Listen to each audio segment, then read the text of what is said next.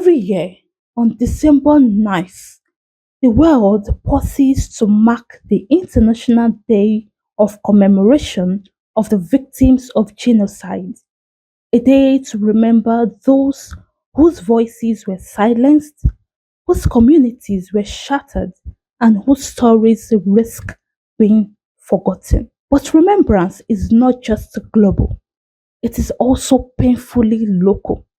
Because here in Nigeria, many families do not need a calendar reminder. They live the reality of targeted violence, persecution, and fear every single day. Today, we talk about the killings of Christians in Nigeria, not to divide, not to promote hate, but to bring truth to light and to call for justice. In several parts of Nigeria, especially in the Middle Belt, which includes southern Kaduna, Kogi, Plateau, Benue, Taraba, and some northern communities. Countless families have experienced violence linked to identity, ethnicity, and faith. Thousands of Christians have been killed over the years through attacks attributed to extremist groups like Boko Haram, ISWAP, and armed militias often described as bandits or unknown gunmen. Churches have been burnt, villages erased, children orphaned, and mothers left grieving with no answers. This is not a story from another country. This is our story.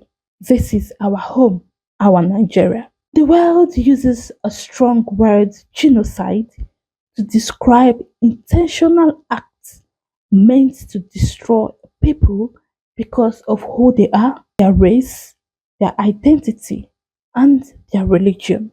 So today, on a day dedicated to recognizing genocide and preventing it, we must ask, at what point does targeted killing become more than just insecurity?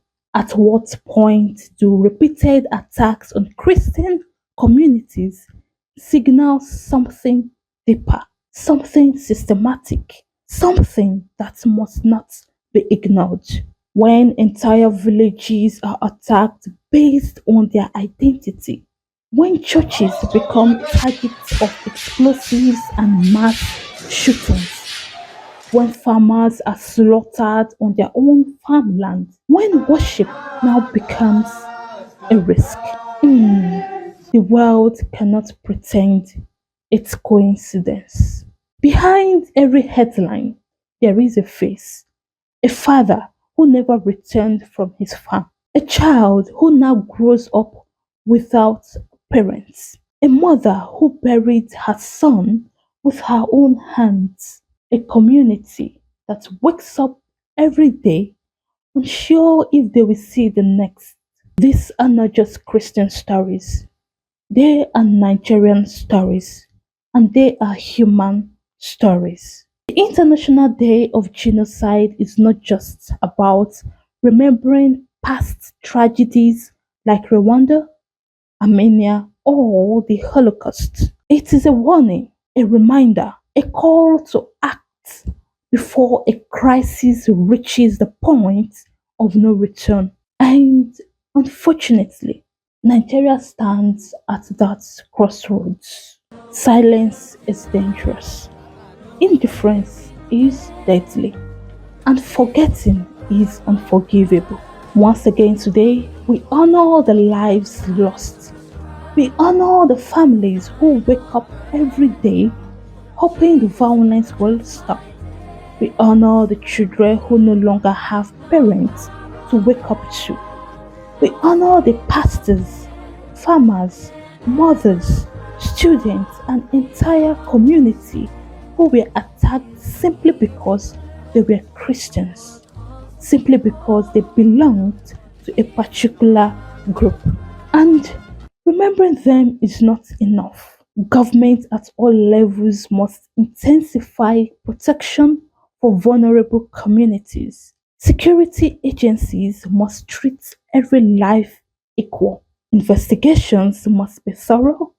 transparent, and free from political influence. Perpetrators must face justice, and displaced communities must be supported to rebuild both physically, emotionally, and spiritually. On this December 9, as the world remembers victims of genocide, Nigeria must also remember its own, not just with hashtags, not just with sympathy, but with action, advocacy, and unwavering truth. The goal is not to fuel division. The goal is peace. The goal is justice. The goal is to remind every Nigerian, Christian, or of any other belief that every life matters.